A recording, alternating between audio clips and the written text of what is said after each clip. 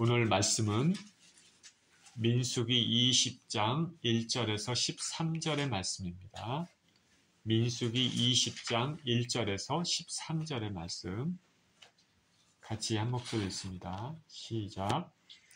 첫째 달에 이스라엘 자손 곧 온 회중이 신광야에 이르러 백성이 가데스에 이르더니 미리암이 거기서 죽음에 거기에 장사되니라. 회중이 물이 없으므로 모세와 아론에게로 모여드니라. 백성이 모세와 다투어 말하여 이르되 우리 형제들이 여호와 앞에서 죽을 때에 우리도 죽었더라면 좋을 뻔하였도다. 너희가 어찌하여 여호와의 회중을 이 광야로 인도하여 우리와 우리 짐승이 다 여기서 죽게 하느냐. 너희가 어찌하여 우리를 애굽에서 나오게 하여 이 나쁜 곳으로 인도하였느냐. 이곳에는 파종할 곳이 없고 무화과도 없고 포도도 없고 석류도 없고 마실 물도 없도다.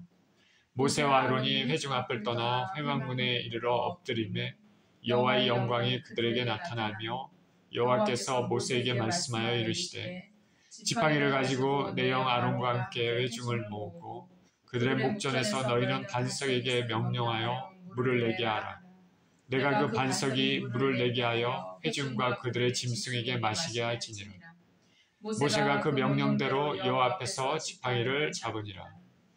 모세와 아론이 회중을 그 반석 앞에 모으고 모세가 그들에게 이르되 강력한 너희여 들으라. 우리가 너희를 위하여 이 반석에서 물을 내랴 하고 모세가 그의 손을 들어 그의 지팡이로 반석을 2번 치니 물이 많이 솟아나오므로 회중과 그들의 짐승이 마시니라. 여호와께서 모세와 아론에게 이르시되 너희가 나를 믿지 아니하고 이스라엘 자손의 목전에서 내 거룩함을 나타내지 아니한 고로 너희는 이 회중을 내가 그들에게 준 땅으로 인도하여 드리지 못하리라 하시니라. 이스라엘 자손이 여호와와 다투었으므로 이를 무리바 무리라 하니라. 여호와께서 그들 중에서 그 거룩함을 나타내셨더라. 아멘. 자, 기도하겠습니다. 생명의 주님, 감사를 드립니다. 또 우리를 사랑하시되 지극히 사랑하시고 우리를 돌보시기를 기뻐하시며 우리에게 은혜를 주시되 풍성히 주시는 주님께 감사를 드립니다.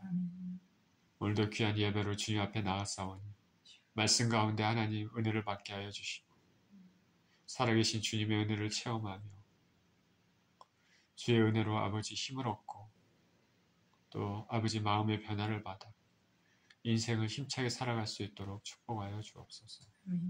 감사드리며 우리 주 예수 그리스도 이름으로 기도합니다. 아멘. 아멘.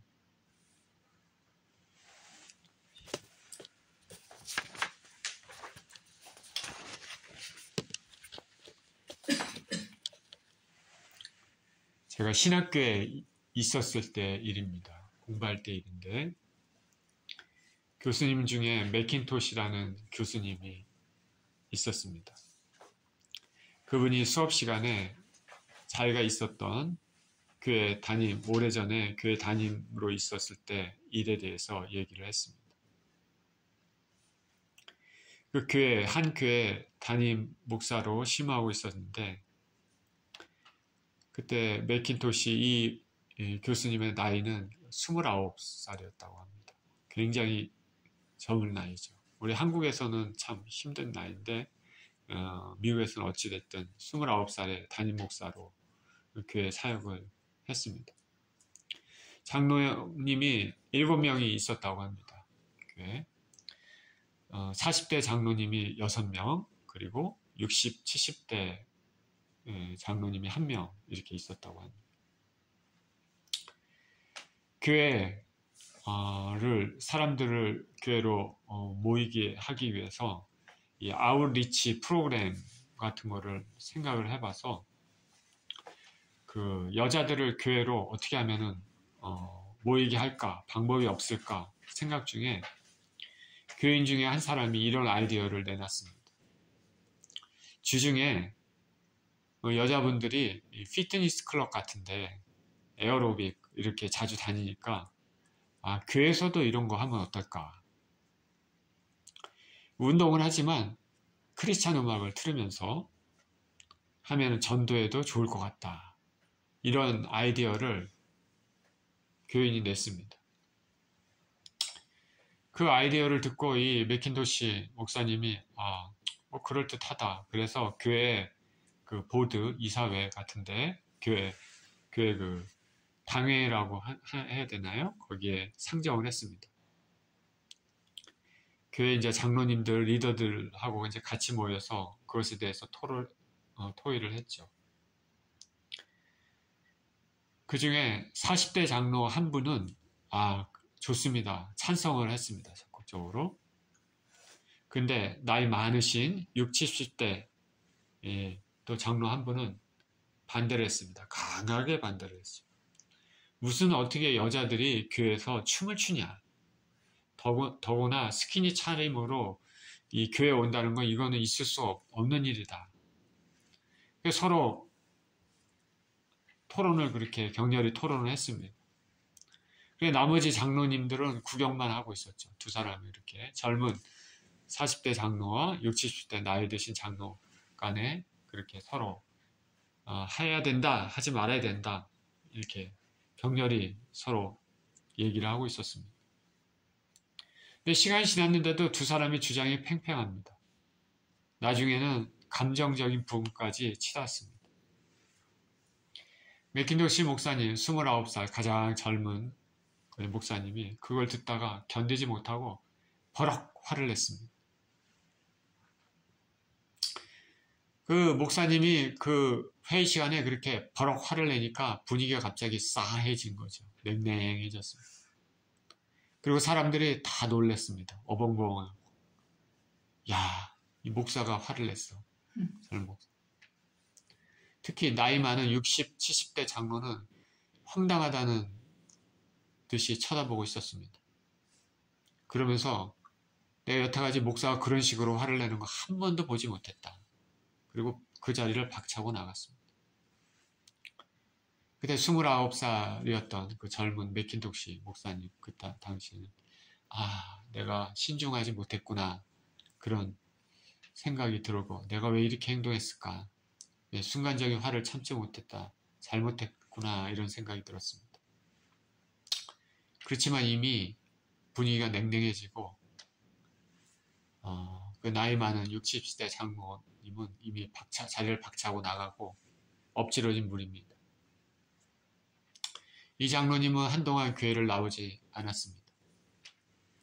그러다가 나중에 교회를 이제 다시 나왔는데 이 목사님하고 호응을 했습니다. 목사님이 이제 서로 잘못했다 이렇게 하고 이 목사님은 제가 화를 낸 거 정말 잘못했습니다. 그리고 장로님도 뭐 자리를 박차고 나간 거 잘못했습니다. 이렇게 했겠죠. 포옹도 하고 서로 이해도 했습니다. 그런데 이런 일이 있고 나서 그 장로님은 교회를 떠났습니다. 그러니까 서로 화해를 했다고 하더라도 그게 진정한 화해가 아닐 가능성도 있는 것이죠. 교회를 떠났습니다. 순간적인 화가 삶 가운데 이 치명타가 될 수 있다라는 것이죠. 저도 그런 경험들이 있는데 제가 부끄러워서 사실 말씀을 드리지는 못하는데 제가 맥킨토시 목사님의 예를 들었지만 저는 더한 경우도 있습니다. 오늘 본문도 순간적인 화를 참지 못했을 때 일어날 수 있는 결과를 보여줍니다.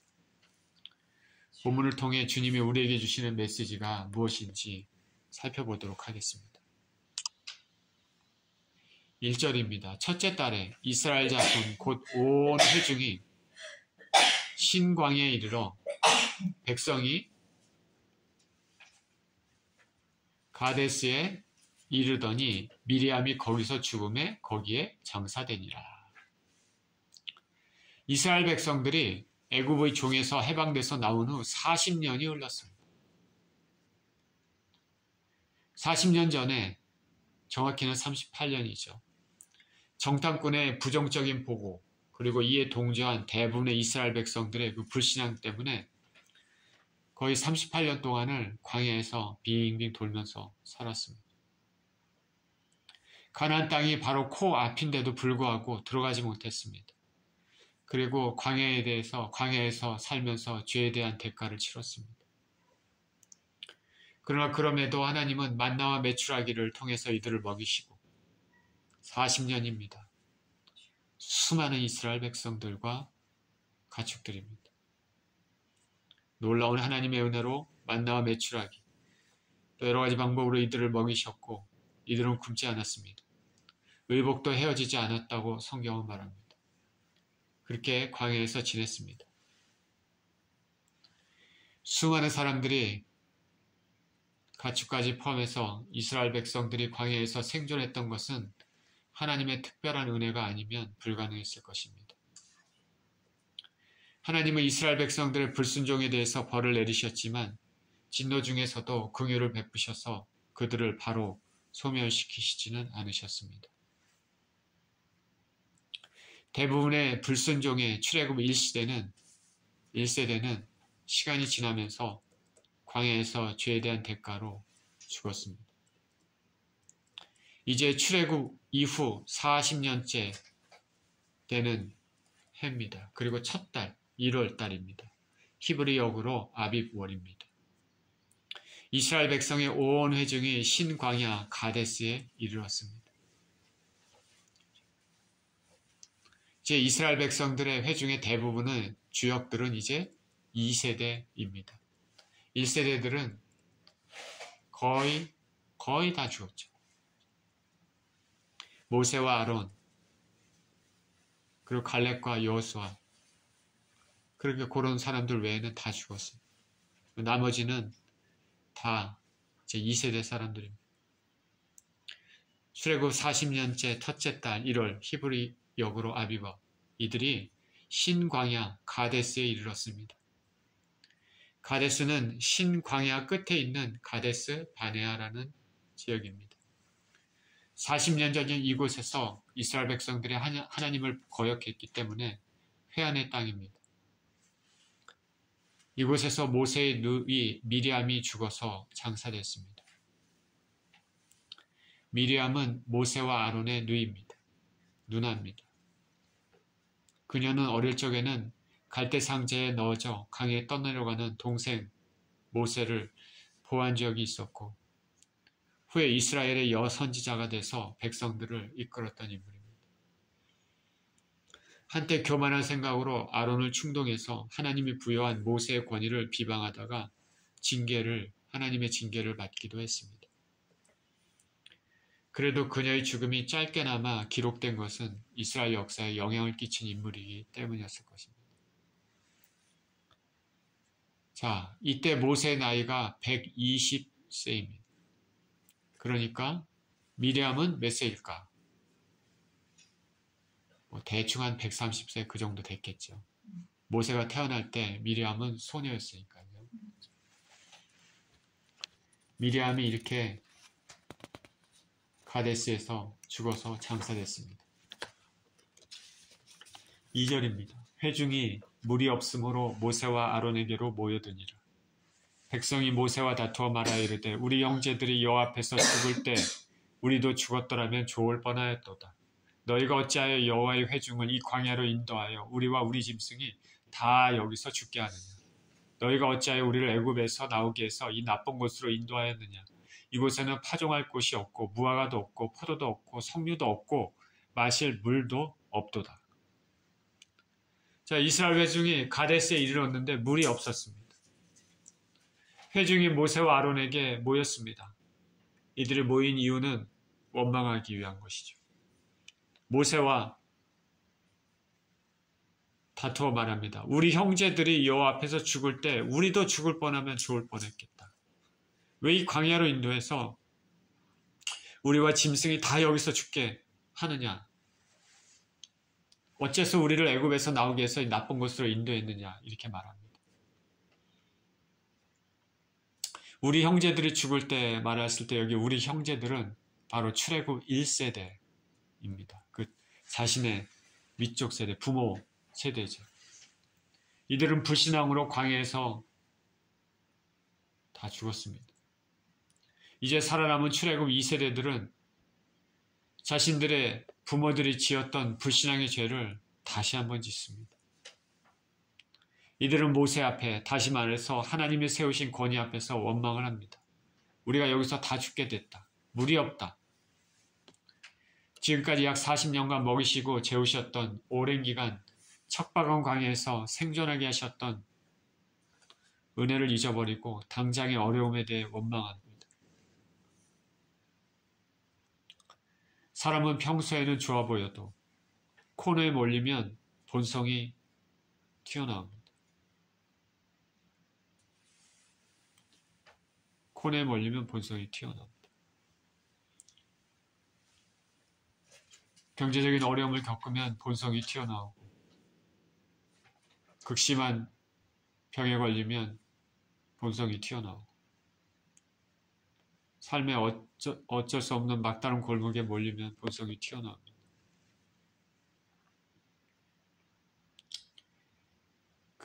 중요한 이해관계가 걸리면 본성이 또 튀어나오죠. 이들이 하나님을 경외하는 영혼들이었다면 이런 상황에서 하나님께 도와달라고 간절히 기도했을 것입니다. 저 여러분들은 어려운 상황이 닥쳤을 때 불평하지 말아야 될 것입니다. 하나님께 기도하면서 감사하면서 먼저 은혜를 간구해야 됩니다. 하나님 우리를 사랑하시고 도우시는 분입니다. 절대 당신의 자녀가 이유 없이 공경에 처해지는 것을 바라지 않으시는 그런 분입니다. 이들은 광야에서 먹이셨던 하나님, 불기둥과 굳은기둥으로 현현하셨던 그 하나님을 원망하고 있습니다. 왜 가만히 애굽에 놔두지 우리를 출애굽시켜서 이 고생하도록 하느냐 원망합니다. 모세에게 말하지만 하나님께 원망하는 것이죠. 원래 이 가데스는 일종의 사막의 오아시스 지역으로 샘들이 있었다고 합니다. 광야의 긴 방랑생활 끝에 이곳에 다시 들어왔을 때는 당연히 물을 얻을 것이라 기대했을 것입니다.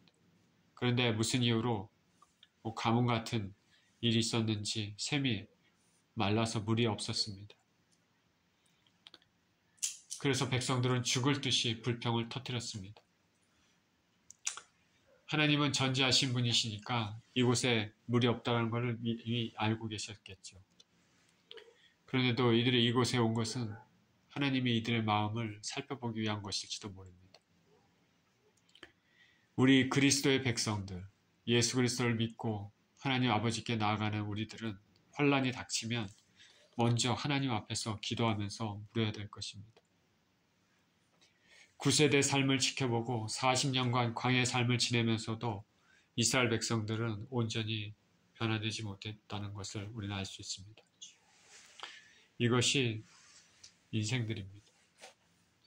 저와 여러분들, 우리 각자의 지금 나이가 있을 텐데 현재가 되도록 하나님 앞에서 시간이 지나면서 얼마나 온전하고 성숙한 신앙이 되었는지 우리가 생각해 보게 됩니다.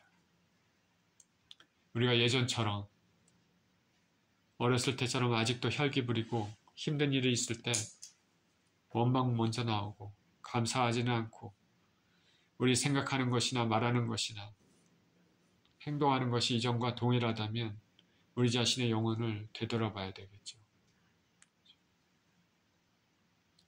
하나님은 우리를 거룩하게 만드셔서 거룩한 나라 백성으로 인도하시기를 원하셔서 이 땅에서 예수 그리스도를 믿는 진정한 주의 백성들을 단련시키시고 훈련시키십니다. 누구나가 다 이런 훈련을 겪습니다. 때로는 환난과 역경을 통해 우리의 모난 부분이 깎여지고 온전한 모습으로 자랍니다. 평화롭고 안정한 삶 가운데는 모난 부분이 깎이지가 않습니다. 사람은 환난의 터널을 통과할 때만 이런 것들이 다듬어지고 깎입니다. 어쩔 수 없는 것이죠. 진정한 그리스도인들은 누구나 다 이런 과정을 겪습니다. 고통스러운 과정이죠.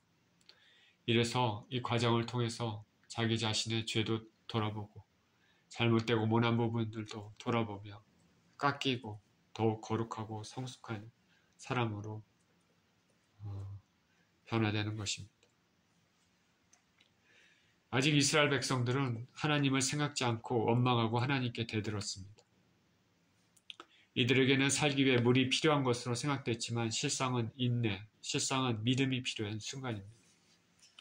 이들이 말하는 원망 가운데 차라리 애굽으로 돌아갔으면 하는 원망은 참으로 위험한 말이죠. 하나님의 은혜를 부인하는 중한 죄입니다.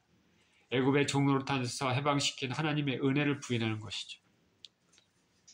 이것은 죄인으로 멸망받아 죽을 운명에서 예수님 은혜로 구원 얻게 됐는데 예수님 믿기 전에 그런 삶으로 돌아가려고 하는 것과 유사합니다. 왜 나를 예수 믿게 했느냐? 그래서 왜 이런 고생을 시키느냐? 예수님 믿었더니 이런 일들이 있다. 예전이 훨씬 좋았다. 뭐 이렇게 말하는 것입니다. 그러나 이런 것들은 정말로 주의해야 됩니다. 우리 어려운 일이 있고 힘든 일이 있을 때 우리가 할 수 있으면 침묵하면서 하나님 앞에 무릎으로 기도로 나아가야 할 것입니다. 애굽이 좋다, 애굽으로 되돌아가겠다는 이런 종류의 죄는 짓지 말아야 하겠습니다. 40년 전 정탐꾼들이 보았던 그 가나안 땅, 그리고 가나안 땅의 그 성곽, 성의 강함, 그리고 거주민들도 강했죠. 그 모든 것들은 다 사실이었습니다. 그런데 정탐꾼들과 이스라엘 백성들은 그들을 인도하시는 하나님을 잊어버렸습니다. 하나님께서 가나안 땅을 주시겠다고 분명히 약속하셨는데 믿지 않았습니다. 오직 눈에 보이는 환경들이, 눈에 보이는 것들이 자신들을 압도했습니다. 다 하나님을 잊어버렸습니다. 40년이 지난 지금 가데스 무리바에 도착한 2세대들에게도 보이는 것은 물이 없습니다. 물이 없는 건 사실입니다. 이들이 없다를 외쳤습니다. 파종할 것도 없고 무화과도 없고 포도도 없고 석류도 없고 마실 물도 없다. 진짜 아무것도 없는 그런 상황이죠. 사실입니다. 메마릅니다. 심령이 얼마나 괴롭겠습니까? 삶이. 그러나 40년 전과 마찬가지로 이들에게도 있는 것이 있죠. 바로 불기둥과 구름기둥으로 인도하시는 하나님이 바로 계신다는 것이죠. 그리고 하나님께서 가나안 땅에 들여보내주겠다 약속도 있습니다. 그리고 자신들은 이 세상의 다른 어느 민족과는 달리 하나님께서 택하신 선민입니다. 하나님의 백성입니다. 그러니까 이들에게는 미래가 있습니다. 그렇기 때문에 지금 현재 당장 보이는 이런 것들은 자신들의 불신앙만 보여주는 셈이죠. 하나님이 약속하신 땅은 젖과 꿀이 흐르는 땅입니다. 물도 없고 메마른 죽음의 땅은 아니죠. 그러니까 현실에 보여지는 것을 넘어서 하나님을 신뢰하는 것이 하나님 나라 참 백성의 자세가 될 것입니다. 6절입니다. 모세와 아론이 회중 앞을 떠나 회막문에 이르러 엎드리매 여호와의 영광이 그들에게 나타나며 여호와께서 모세에게 말씀하여 이르시되 지팡이를 가지고 내 형 아론과 함께 회중을 모으고 그들의 목전에서 너희는 반석에게 명령하여 물을 내게 하라. 내가 그 반석이 물을 내게 하여 회중과 그들의 짐승에게 마시게 할지니라. 백성들의 원망을 들었던 모세와 아론은 즉시 그들을 떠났습니다. 그리고 어디로 갔냐면 하나님 임재하 계시는 회막 앞으로 가서 그 앞에 바짝 엎드렸습니다. 자, 우리가 삶에 문제가 있을 때, 어려움이 있을 때 이와 같이 우리는 하나님 앞에 나아가서 바짝 엎드리는 것입니다. 그때 하나님의 영광이 나타났습니다. 하나님께서 모세에게 말씀하십니다. 지팡이를 가지고 내 형 아론과 함께 회중 모으고 그들의 목전에서 너희는 반석에게 명령하여 물을 내게 하라. 내가 그 반석이 물을 내게 하여 회중과 그들의 짐승에게 마시게 할지니라. 하나님은 백성들이 원망하는 것들을 그것에 대해서 심판하지 않으시고 그들의 문제를 해결해 주시려고 하셨습니다. 반석에게 물을 내라 이렇게 명령하라고 말씀하십니다. 그래서 반석에서 물이 쏟아져 나와서 마실 수 있게 하도록 하십니다. 하나님은 긍휼의 하나님이십니다. 백성들의 어려움을 잘 알고 계십니다. 이와 같이 이스라엘 백성들의 삶을 돌보시는 그 하나님은 저와 여러분의 삶도 돌보실 줄 믿습니다.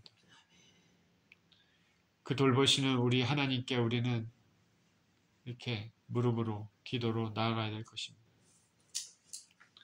모세와 아론이 하나님의 임재 앞으로 나아갔던 것 같이 우리 신약시대에 살고 있는 우리는 예수 그리스도의 죽음으로 성소와 하나님이 바로 임재하시는 지성소의 그 휘장이 찢어졌기 때문에 즉각적으로 하나님 임재 앞으로 나아갈 수 있습니다. 그렇기 때문에 저와 여러분은 다이렉트로 하나님 앞에 무릎 꿇고 기도할 수 있는 것이죠. 이런 것이 문제 해결의 첫 번째 단계입니다. 9절입니다. 모세가 그 명령대로 여호와 앞에서 지팡이를 잡으니라. 모세와 아론이 회중을 그 반석 앞에 모으고 모세가 그들에게 이르되 반역한 너희여 들으라. 우리가 너희를 위하여 이 반석에서 물을 내랴 하고 모세가 그의 손을 들어 그의 지팡이로 반석을 2번 치니 물이 많이 쏟아 나오므로 회중과 그들의 짐승이 마시니라. 모세는 하나님 명령대로 지팡이를 잡았습니다. 그리고 아론과 함께 회중을 반석 앞으로 다 모이게 했습니다. 그러나 모세는 하나님 말씀대로 반석에게 명해서 반석이여 물을 내라 이렇게 하지 않았습니다. 그는 반석 앞에서 서서 회중들을 보면서 화를 내면서 말했습니다. 반역한 너희여 우리가 너희를 위해서 이 반석에서 물을 내랴. 다분히 분노가 섞인 말입니다. 광야 40년 동안 그렇게 모세를 괴롭히고 반역하는 백성들을 향한 모세의 분노입니다. 성경에는 이 사람 모세는 지면의 모든 사람보다 온유하다 그렇게 말했습니다. 그런데 그런 모세도 이제 40년이 지난 이 시점에서 반역하는 백성들의 그 완악함, 그것에 진저리가 난 듯 보입니다. 반역한 너희여, 우리가 너희를 위해 반석에서 물을 내랴. 이렇게 말하면서 손을 들어서 지팡이로 반석을 탁탁 2번 쳤습니다. 그랬더니 반석에서 물이 콸콸 쏟아져 나왔습니다. 모든 이스라엘 백성들과 짐승이 마실 수 있는 양의 물입니다. 모세는 이스라엘 지도자로서 지금까지 하나님께 완전한 순종을 해왔습니다. 그런데 이제 가나안 땅을 바라보는 그 목전에서 결정적인 불순종의 모습을 보였습니다. 회중의 목전에서 화를 내고 반석을 신경질적으로 2번을 내려쳤습니다. 마치 하나님의 능력이 자신이 반석을 탁 침으로써 가능했던 것처럼 그런 생각을 가지고 있었습니다. 그렇게 반석을 내리쳤죠. 만약에 모세가 하나님 말씀대로 명령대로 반석에게 물을 내라. 반석이여 물이 나오라. 이렇게 했다면 반석에서 물이 나오고 하나님의 주권적 권능 높이 드러났을 것입니다. 그런데 모세는 그렇게 하지 않고 화를 내면서 그것도 하나님의 임재를 생각지 않고 백성을 치고 싶은 마음으로 반석을 2번이나 내리쳤습니다. 하나님께서는 모세가 욕하는 바로 그 백성에게 기적을 보이시고 당시의 능력과 영광을 높이 드러내고자 하셨는데 모세는 혈기를 내서 오히려 하나님의 영광과 거룩을 가리웠습니다. 이 사건의 의미를 아시겠습니까? 그 상황들을요. 하나님은 그냥 말로써 명령해서 지팡이를 향해서 반석을 향해서 물을 내라 했는데 모세는 화를 내면서 우리가 물을 내랴 지팡이를 들면서 반석을 2번 친 거죠. 어떻게 보면 교만한 것입니다. 자기가 힘으로 반석에서 물을 내는 것처럼. 그리고 화를 내면서 반석 1번도 아니고 2번. 이스라엘 백성들을 때리고 싶은 마음으로 친 거죠.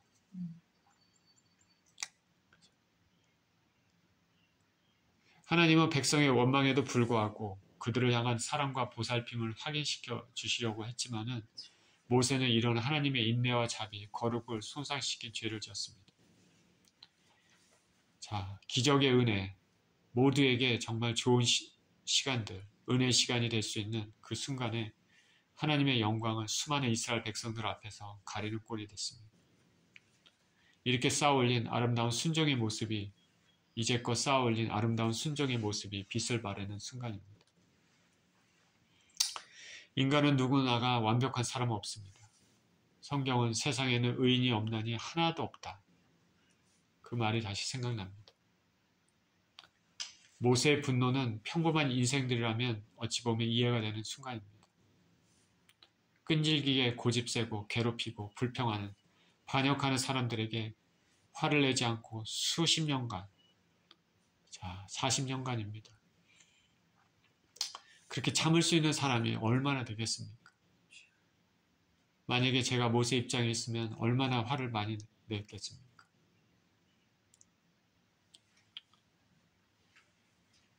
자, 그러나 이 모세의 행동에 대한 이야기는 더 깊은 영적 의미가 있습니다.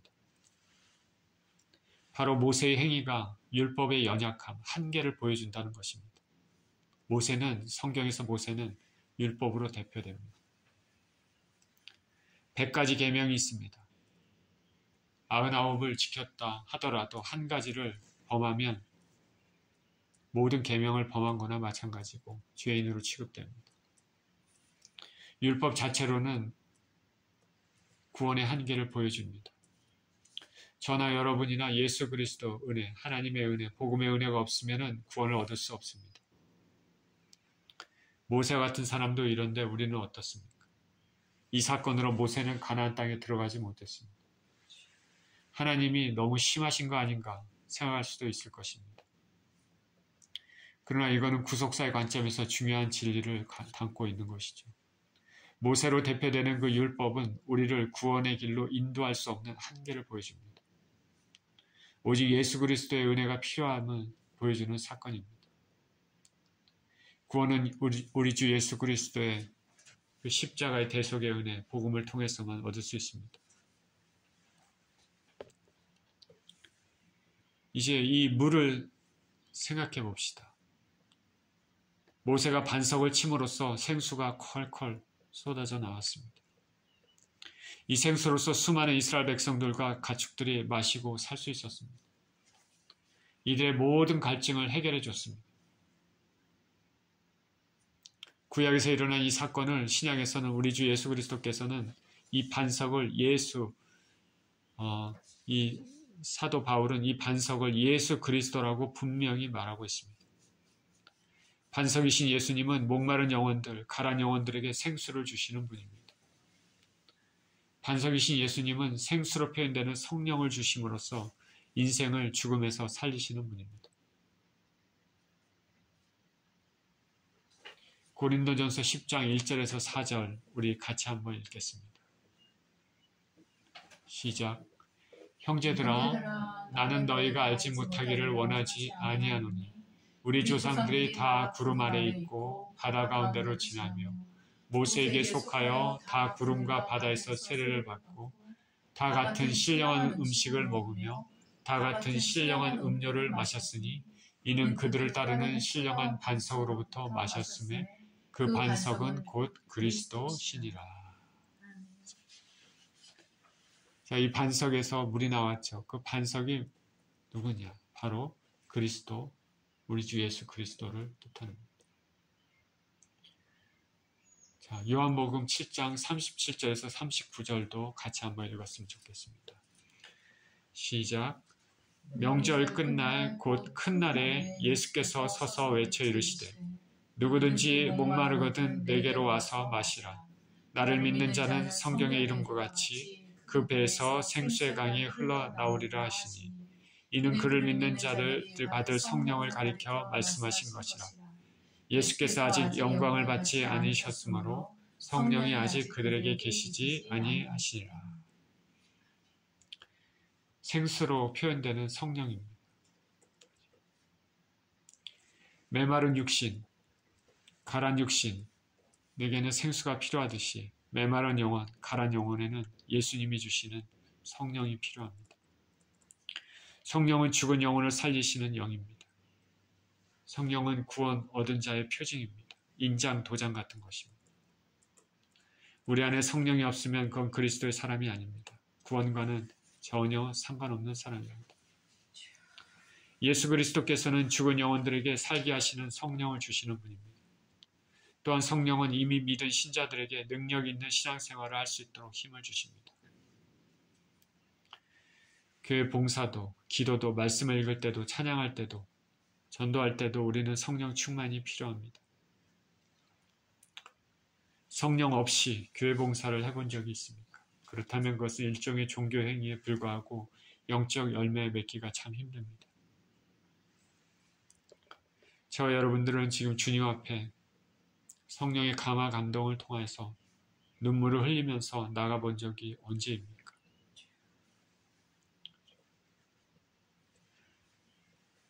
내가 지금 하나님과 온전한 관계를, 친구랑 관계를 갖고 있는지 아닌지는 우리가 주님과의 관계에서 눈물이 있는지 메말랐는지를 통해서 알 수가 있습니다. 하나님 앞에 눈물이 말랐다면 다시 한번 회복하시는 저와 여러분 되시기를 축원드립니다. 12절입니다. 여호와께서 모세와 아론에게 이르시되 너희가 나를 믿지 아니하고 이스라엘 자손의 목전에서 내 거룩함을 나타내지 아니한 고로 너희는 이 회중을 내가 그들에게 준 땅으로 인도하여 드리지 못하리라 하시니라. 이스라엘 자손이 여호와와 다투었으므로 이는 무리라 하니라. 여호와께서 그들 중에서 그 거룩함을 나타내셨다. 화를 내며 반석을 2번 친 것에 대해 하나님께서 모세와 아론에게 말씀하셨습니다. 너희가 나를 믿지 않고 이스라엘 자손에게 나의 거룩함을 나타내지 않았다. 그러므로 너희는 가나안 땅으로 회중을 인도하지 못할 것이다. 다시 말해 가나안 땅에 들어가지 못한다고 말씀하십니다. 하나님은 아론에게도 이런 말씀하신 것을 보니까 아론도 모세의 행동과 언행에 동조 내지는 방조했을 것으로 보입니다. 신앙생활의 한순간의 방심도 크나큰 대가를 치를 수 있다는 것을 배우게 됩니다. 성경은 실족하게 하는 것이 없을 수는 없어도 실족하게 하는 자는 화롭다라고 말합니다. 그러니 저나 여러분이나 매일매일의 삶을 기도로 시작하고 매 순간 주님을 생각함으로 하나님께 영광을 돌리는 삶을 살아야 되겠습니다. 모세는 하나님의 신실한 종으로 평생을 반역하는 이스라엘 백성들을 이끌고 섬겼습니다. 성경에서는 그 누구보다 온유했다 말합니다. 그런 그도 가나안 땅을 목전에 둔 상황에서 고집세고 반역한 이스라엘 백성들을 참지 못하고 반석을 2번이나 내리침으로써 하나님의 영광을 가렸습니다. 하나님께서는 물이 없어 가란 이스라엘 백성들의 원망에 그들을 꾸짖지 아니하시고 물을 공급하셨지만 모세는 혈기를 내서 이스라엘 목전에서 하나님의 거룩을 손상시켰습니다. 그 결과로 그는 가나안 땅을 받지 못하게 됐습니다. 우리는 이 사건을 통해서 모세보다 온유하지 못한 우리들은 어떠한 자세로 인생을 살아야 될까 생각해 보게 됩니다. 저와 여러분의 삶 가운데 하나님께 영광을 드리는 것이 아니라 오히려 영광을 가리는 것이 없는지 살펴봐야 되겠습니다. 매일 매 순간 주님을 생각하면서 거룩한 삶의 자세로 살아야 될 것입니다. 이러한 삶을 사시는 저와 여러분 모두 되시기를 예수 그리스도 이름으로 축원드립니다. 기도하겠습니다.